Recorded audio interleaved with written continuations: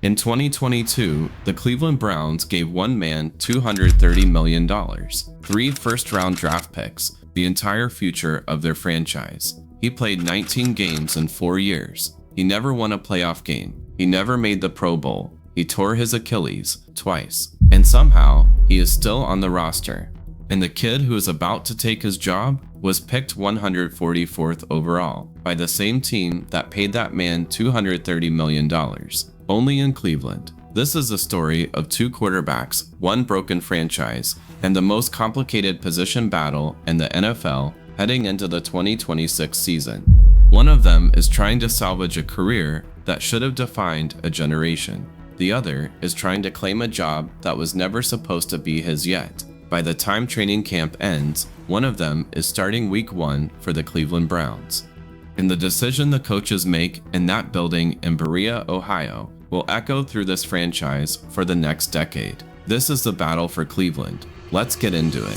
To understand why this quarterback competition matters as much as it does, you have to understand the Cleveland Browns and what they represent. Since 1999, when they re-entered the league as an expansion franchise, they have cycled through more than 30 different starting quarterbacks. 30 in 26 years. Tim Couch, Johnny Manziel, Baker Mayfield, Deshaun Kaiser, Brandon Weeden, Colt McCoy, Josh McCown. The list goes on, each name another chapter in one of the most painful ongoing stories in professional sports. Not one of those quarterbacks became the long-term answer.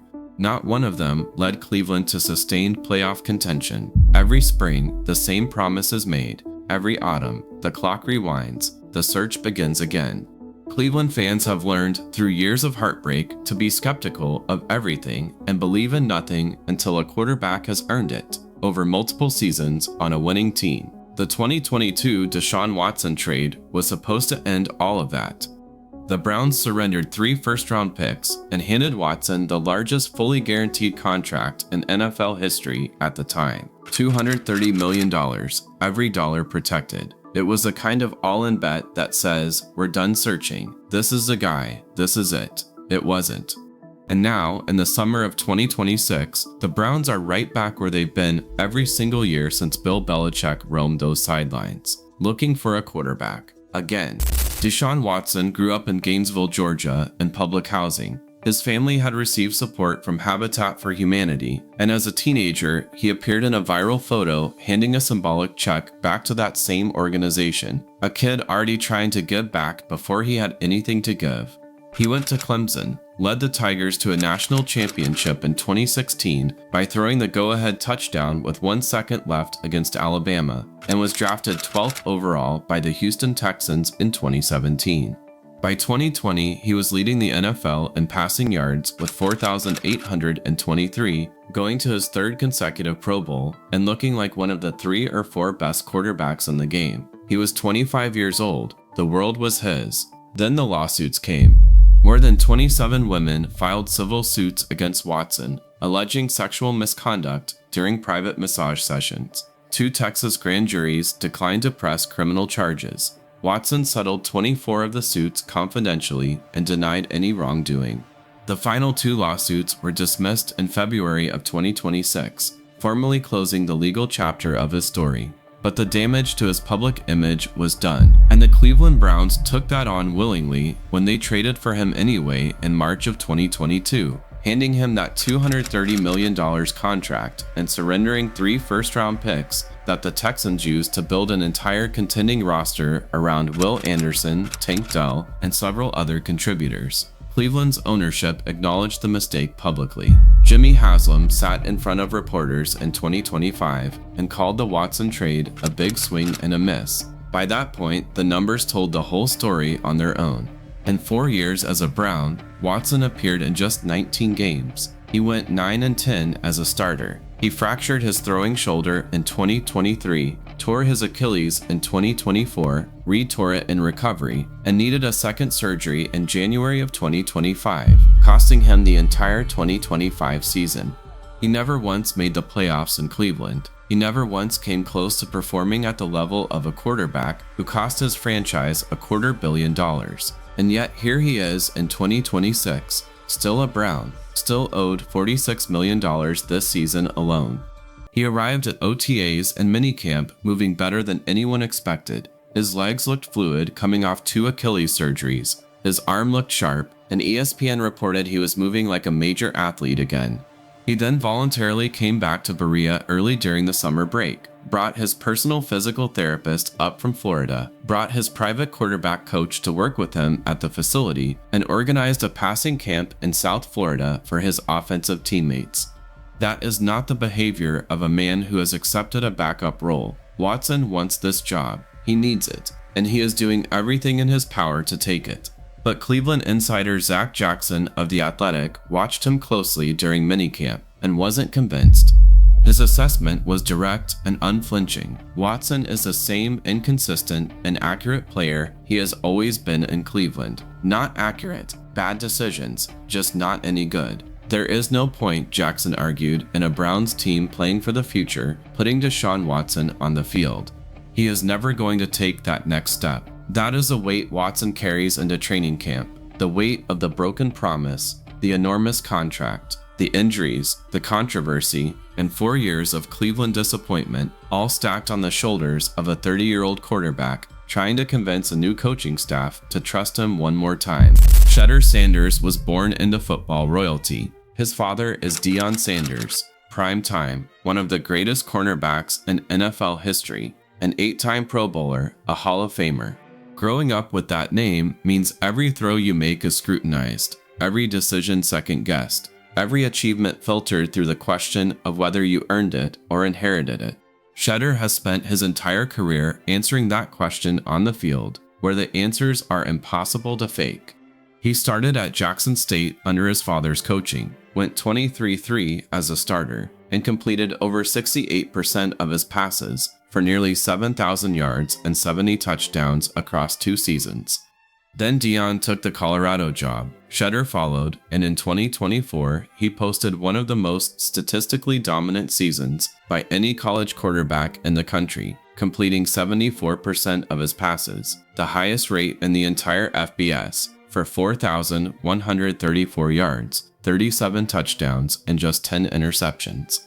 He won the Johnny Unitas Golden Arm Award. He was named Big 12 Offensive Player of the Year. He was a second-team All-American. Draft boards had him as a first-round lock, and then the 2025 NFL Draft happened. Pick 1, Pick 2, Pick 3, all the way to Pick 143, and Shedeur Sanders had not been selected. Teams cited concerns about his pre-draft interviews, questions about his demeanor, whispers about his father's involvement.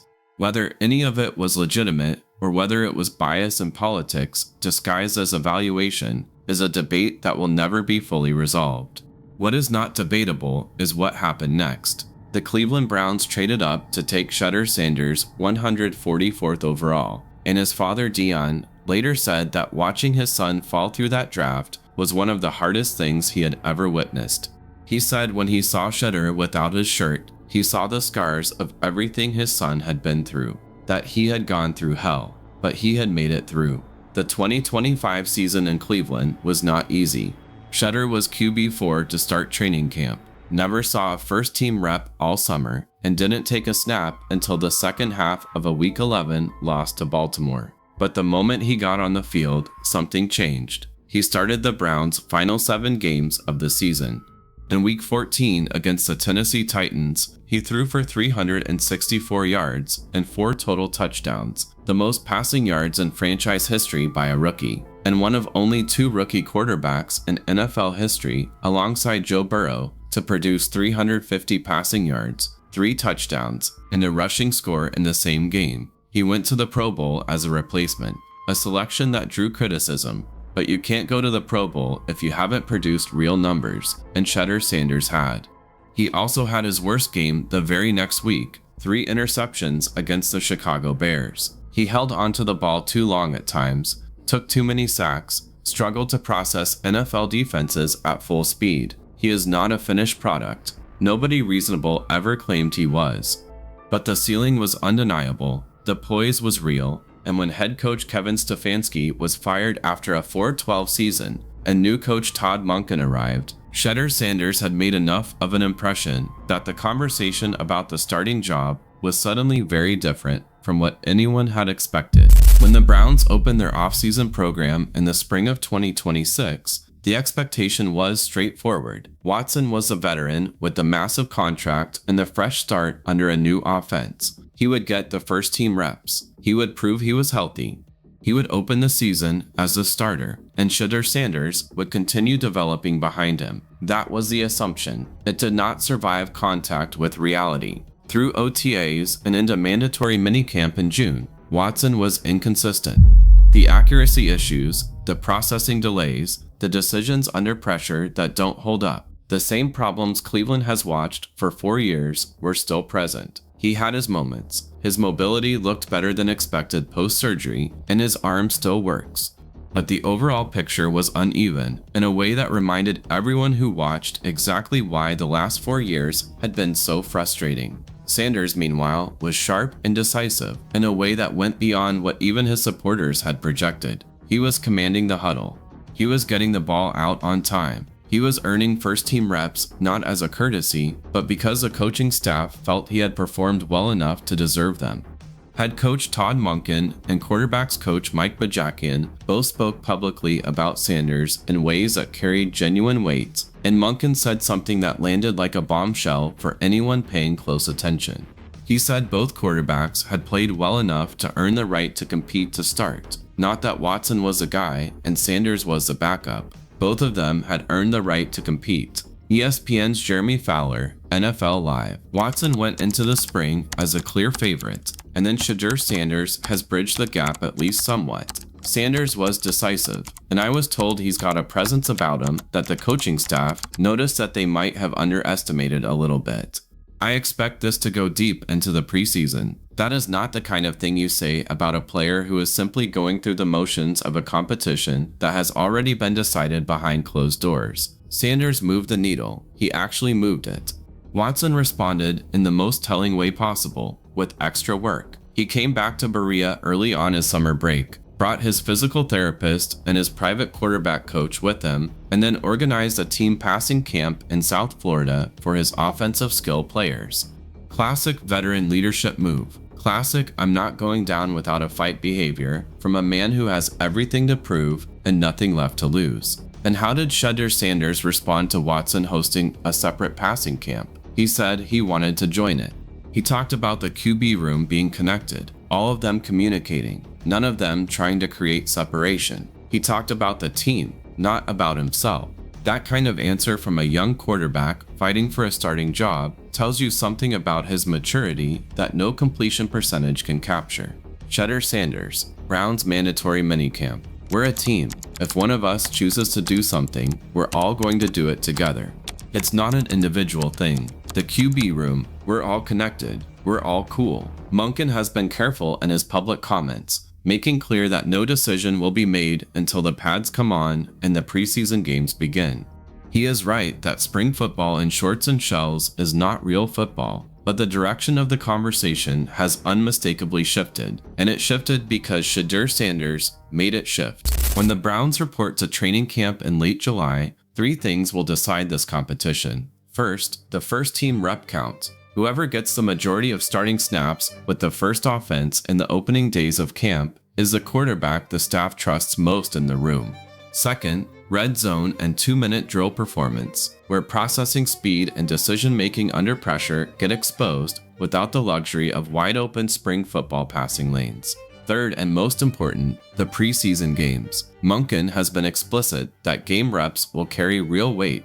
Both Sanders and Watson are expected to see meaningful action against the Buffalo Bills in August, and a strong performance from one while the other struggles could flip or cement the entire competition overnight. There are factors that could favor Watson in Monken's system. Monken's offense historically rewards mobile quarterbacks who can threaten defenses with their legs, extend plays, and create outside the structure of the offense. Watson, even with 2 Achilles surgeries, has more natural mobility than Sanders. If Monken wants to run the kind of scheme that punishes defenses with a scrambling quarterback, Watson's legs could become a meaningful tiebreaker in an otherwise close competition. But here's a counter-argument that nobody can fully dismiss. Watson has torn the same Achilles twice. A third rupture would almost certainly end his career immediately. The Browns already know what happens when they put Watson on the field and he breaks down. They've lived through it twice in 2 years.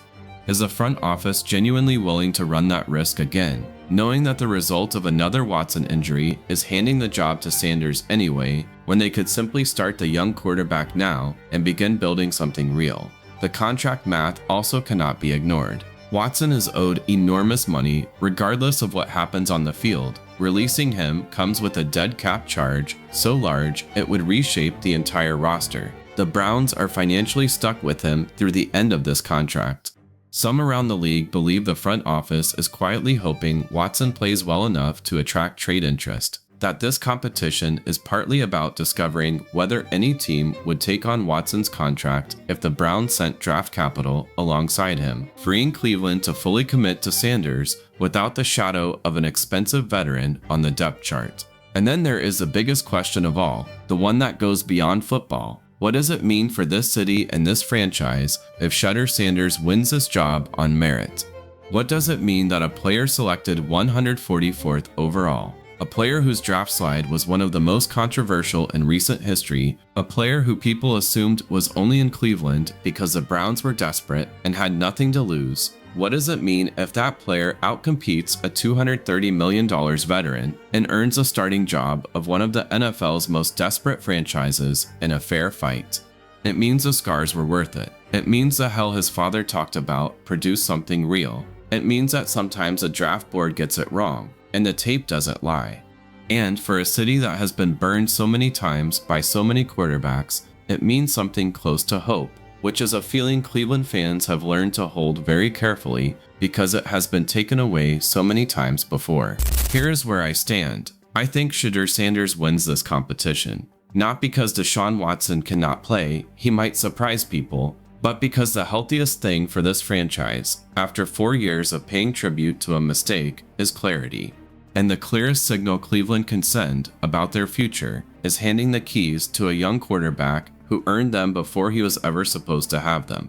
Watson entering training camp as the assumed starter and a 24-year-old fifth-round pick closing the gap before a single padded practice has even happened. That tells you everything you need to know about what is actually happening in Berea. The outcome is not written yet, but the momentum is real, and training camp starts in 3 weeks. Drop your prediction in the comments. Does Deshaun Watson get one final chance, or is this finally genuinely Shedeur Sanders' time? If you want full training camp coverage as this unfolds, subscribe and hit the notification bell. We are going to be all over this story every single week until week 1. I will see you in the next one.